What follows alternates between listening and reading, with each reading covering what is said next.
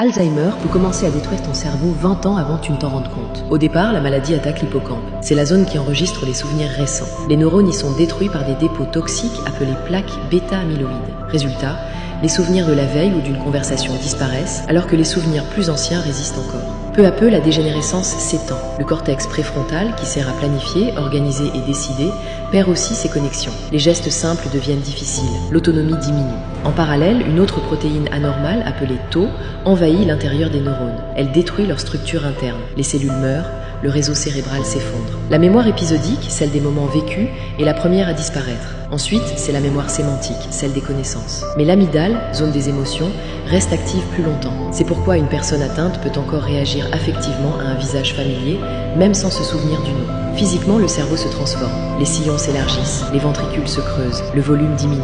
L'imagerie médicale montre une véritable fonte cérébrale.